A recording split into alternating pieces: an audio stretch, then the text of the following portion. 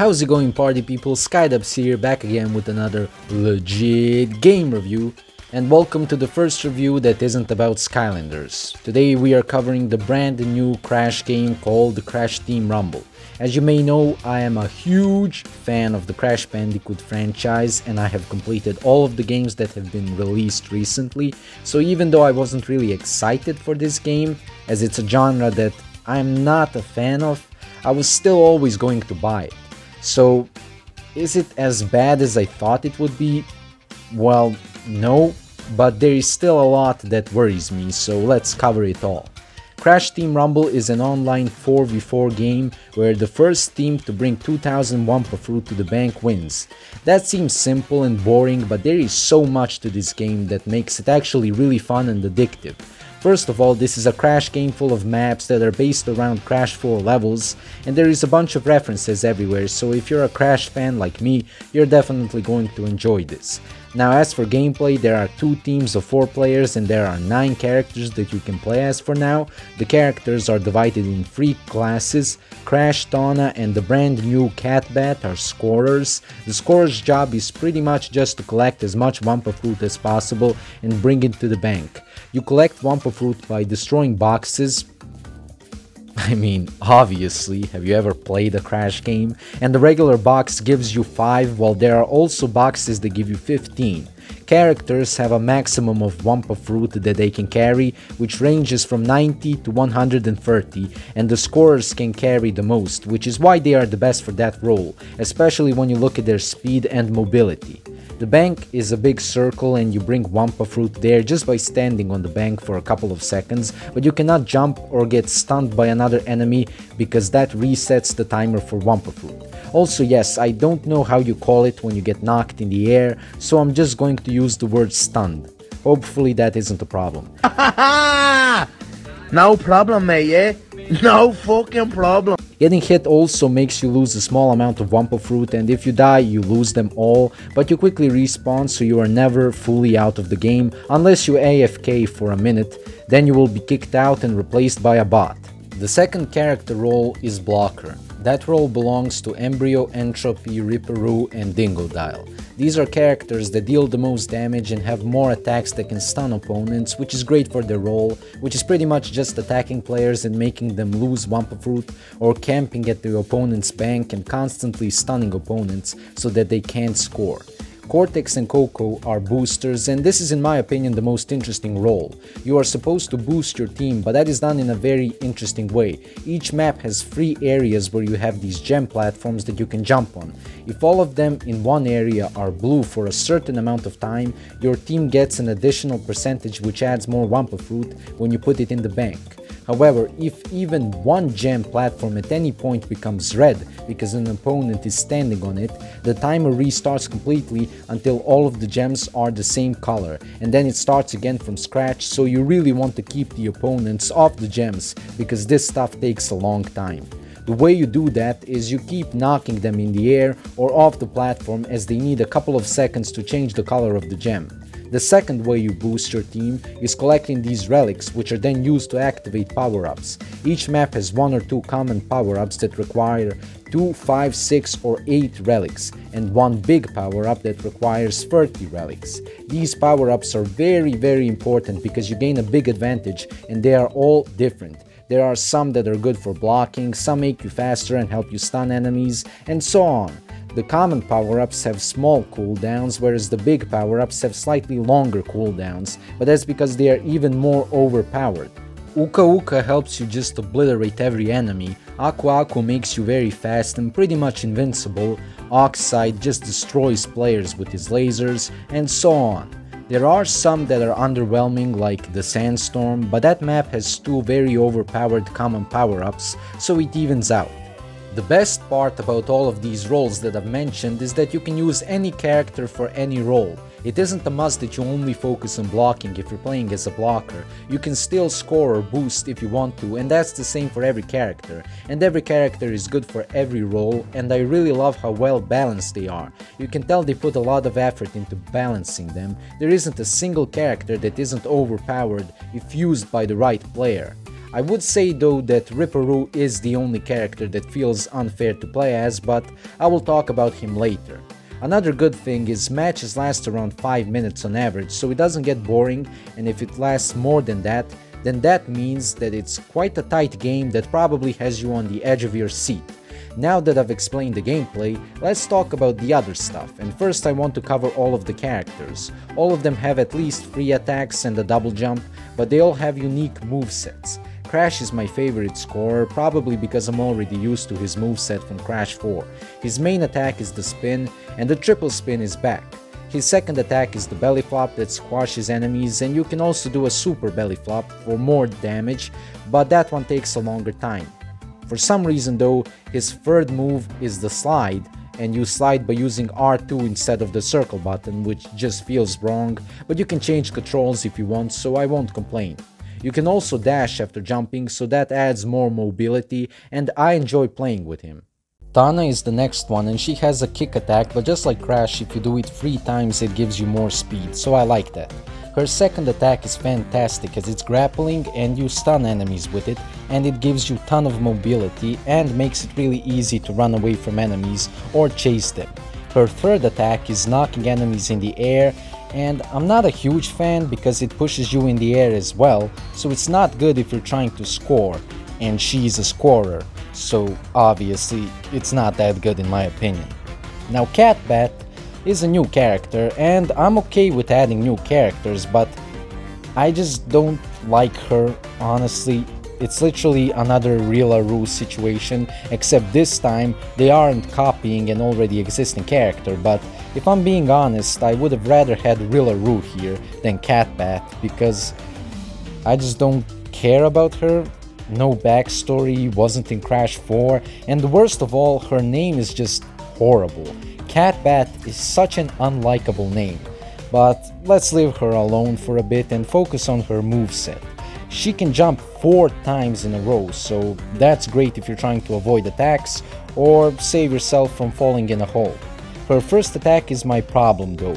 It's not fast enough and it doesn't add any speed to your movement, which is quite disappointing as she doesn't have any speed moves like Crash and Tana, or even Coco, Cortex and Entropy. Her second attack is slamming into the ground, which is actually a really good attack, as you can do it and fly away and then do it again and again and destroy everybody, but I am absolutely horrible at actually hitting people with this attack.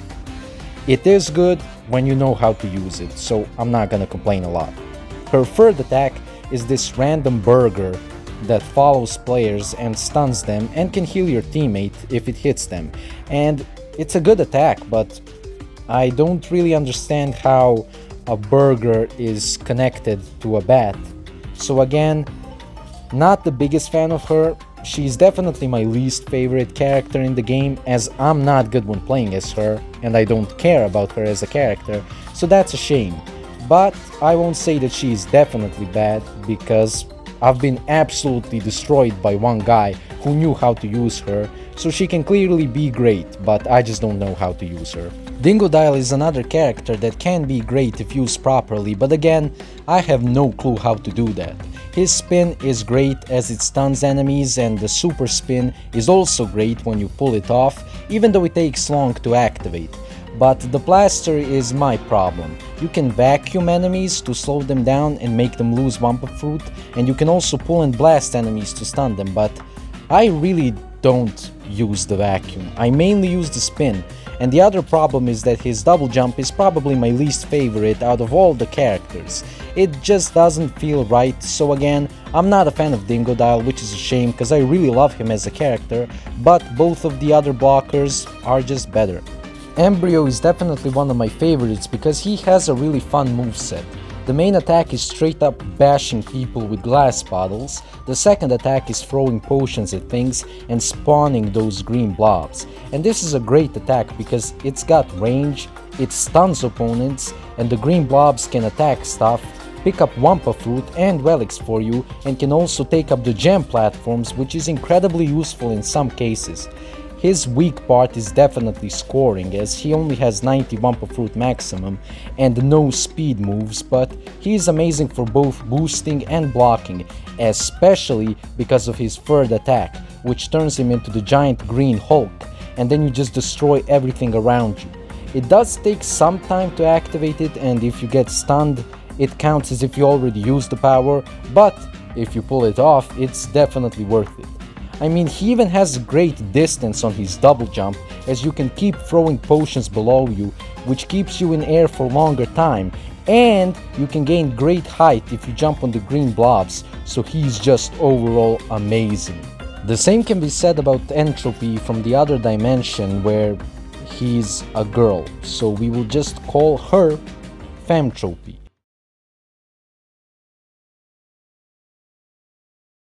Her main attack is using this staff or whatever. A female Entropy, worst character to go up against. They chase you with that stupid tropy fork To hit people, and if the third hit lands on an opponent, it will push them in the air, which helps a lot with blocking, and it gives additional speed, which is always enjoyed. If that isn't good enough for you, the third attack is ranged and also has the same effect when it comes to blocking, and her second attack is this giant slam into the ground, which does take some time but also deals decent amounts of damage and shoots these orbs that also deal additional damage. I also love her jumping because it has additional airtime when compared to others, so you can do some cool stuff with it. Overall, Femtropy is definitely the best and the most all-rounded character, and she can be used for literally any role. Now we are just left with the two boosters. The first one is Coco, and she doesn't have a lot of health, and the max Wumpa Fruit is 90, but apart from that, she's great. She has excellent speed because her main attack is the spin, just like Crash's, and that means you get additional speed from the third spin, and also just like Crash, you can dash in the air, which is also very useful. She also has the same two slams as Crash, so that's nice, but my favorite thing about her are these quantum walls, which are her third attack. If you dash mid-air or on the ground, you go faster, but you also leave a quantum wall behind, and that stuns opponents and knocks them back, which is really great for running away or getting rid of enemies while trying to boost. So overall, I just consider Coco a better version of Crash because I prefer this over Crash's slide, but Crash does have 40 more max Wumpa Fruit, so it's definitely debatable. The last of the original character roster is Dr. Neocortex, and he's a very interesting character. He doesn't feel like he has a lot of mobility or speed, but his second attack helps with that, as he can do a double dash while in the air or on the ground, so that's great. As for his main attack, it's shooting 4 of these things out of his ray gun, and if you hold the button and press R2 while locked onto an opponent, it turns them into an animal, which is really cool, but it is a bit difficult to perform, but it still feels very good when you do it. The third attack deals a lot of damage, stuns opponents, and it's for some reason dropping a piano onto them, which I don't really understand how it fits with his character. Maybe I'm forgetting something, but it's a great attack, so I don't mind it if I'm being honest. So overall, Cortex is another great and balanced character that I love to use, and that's it for the characters. Now it's time to talk about a feature that is also vital for the way you play this game. Before the game, you choose your character, but you also choose your power. There are 7 powers, and I want to talk about each of them a little. You start off with only the Flytrap Spitter power, and you unlock all of the others by getting certain badges, pretty much just for playing the game. You should unlock all powers just by playing for about a week. They really aren't hard to unlock. During the match though, you can't use them from the start. You have to do some stuff like boosting, collecting Wumpa Fruit, or knocking out opponents, and then at some point you should be able to use your power. Some powers can be used multiple times before needing to do stuff again, but some that are overpowered take longer to activate and can only be used once before needing to activate them all over again. But let's talk about them individually. I'm not a huge fan of Flytrap Spitter. I know it got buffed, and it's a decent power with attacks that lock on people and slow them down, and the damage is decent as well, but I just think there are better powers. For example, I really like the healing fridge because it heals you and your teammates with crazy speed and you can have two at once. And you can climb on top of them and they are easy to activate and I love using them when I'm playing as a blocker. So it's definitely my most used power as it stands. And next we have this Gasmoxian guard who you're probably going to see in every match because he's very strong. And he has a lot of health and he covers a huge area with electricity. If somebody places this on a bank, you're pretty much screwed until he's gone. You can try to kill him, but he will probably end up killing you. But fortunately they nerfed him a bit as he only attacks 3 times before leaving, but that's still enough to destroy everything around him. But you can't have more than one Gasmoxian guard, so it's not too unfair. I do use him when I'm playing with boosters because you can do other stuff and then just place him on the opponent's bank, so that's quite fun. I love annoying people. The Wampa stash is a big Wampa that adds 100 Wampa the next time you deposit your Wampa fruit. Are you tired of hearing the word Wampa? Well, this game was supposed to be called Wampa League, so shut up. It's very useful for scorers and I use this one as well. Power Drain. That one sucks though, like its only use is that it reduces the meter for the powers, so this is definitely the worst power for me. The Garbage Drain is fine, it deals a lot of damage, but I'd rather just use Gasmoxian guards instead of this, even though they take longer to activate. And the last power is Bounce Crate, and these are really fun to use. You can have 3 of them, and once you use them, they launch you in the air and explode below you, dealing a lot of damage and stunning nearby enemies, so I really like these. Now I want to talk about the other stuff.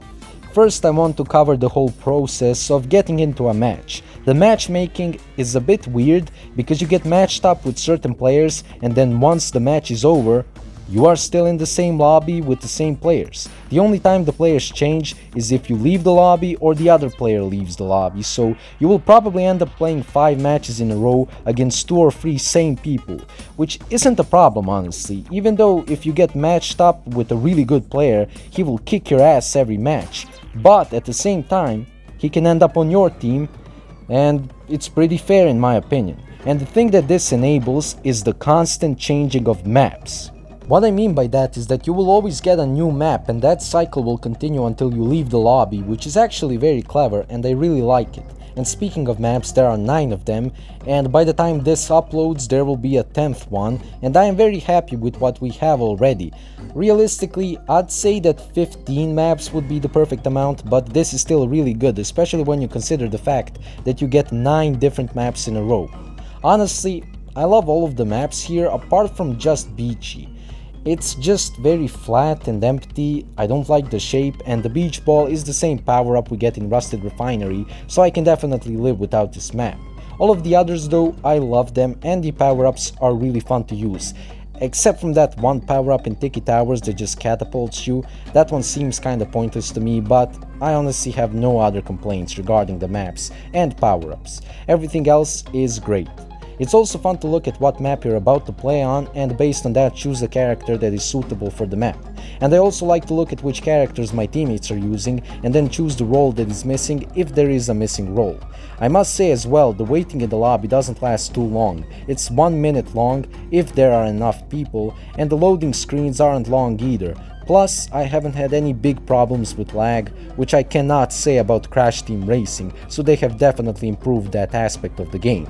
I only wish more people would know that the game immediately starts if all players choose their powers. You know that a player is ready when they have this green light next to their name, but a lot of people don't realize this, so they just wait the entire minute thinking that they can't do anything about the time when they just need to choose the power and that's it. But I don't think this game is perfect though. I have been playing it a lot with Crypt and joining a party has always been very awkward and glitchy, and if you leave the lobby it automatically kicks you out of the party as well. Another complaint I have is that you cannot customize your profile while you're in the lobby, which is stupid, and you also can't see the challenges you're supposed to do unless you leave the lobby, which is again just stupid because it kicks you out of your party. I have no clue how they messed this up, but alright, I guess I can look past that, but what I cannot look past is that I have had many matches with bots. Basically, in order for a match to start, you must have 8 players, and since they were clearly aware that this game won't have a huge player base, they added a feature where bots can fill up empty spots in a lobby, which I personally think is horrible, because there have been times where my team had 2 bots and times where the enemy team had 2 bots, and obviously, the teams with 2 bots lost every time. I would honestly rather wait longer for actual players than to be teamed up with bots, but that leads me to my main concern about this game. The player base is too small and this game will die very soon, and I want to explain why I feel that way. The game first of all costs $30, which is already a big problem as most of the games like this are free.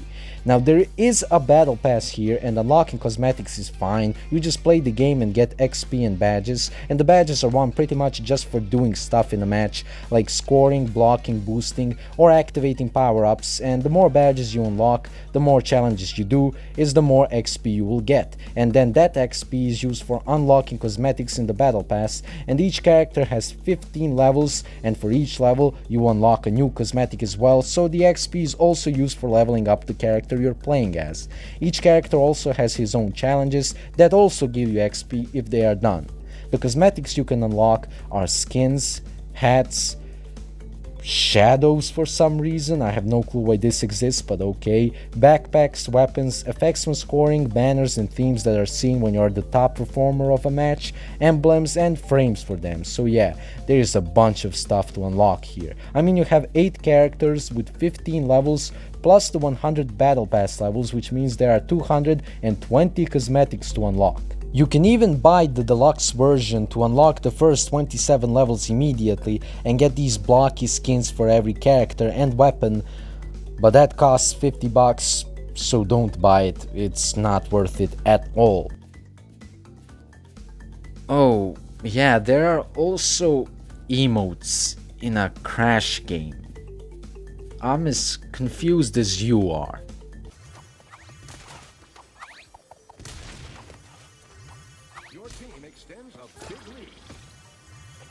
Anyways, the problem I have is that this just unfortunately isn't enough content in the long run. I just don't think most of us care about emblems or frames or shadows.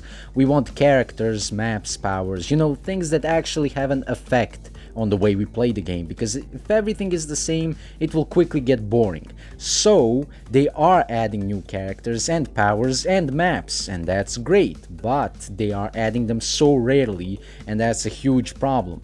Just look at Season 1, the same battle pass is here for 90 days, which is way too long, should be 60 at most, and we only get 2 new characters, 1 new map and 1 new power in the first 3 months. That is actually horrible. I mean, Nitro Fuel did this so much better, we literally got multiple characters every month, and I know it's not fair to compare the games as Nitro Fuel's characters were pretty much just skins, whereas here they need to make a new character with new powers that will be fun to use and be balanced, but they were working on this game for like 2 years, and this is all they have for the first 3 months? Engine and Ripperoo only? Why? There are so many great characters in this franchise, surely they can make more of them more often than this. I just seriously don't understand how this game will last long with this little content being added as it stands right now. Maybe there will be surprises. I know that Spyro should come at some point and some others, but this is definitely not looking good for now. I am seriously worried about this game's longevity, and that's a shame because I really enjoy playing it, but I alone am getting tired just by looking at this Season 1 calendar. It's actually disgusting.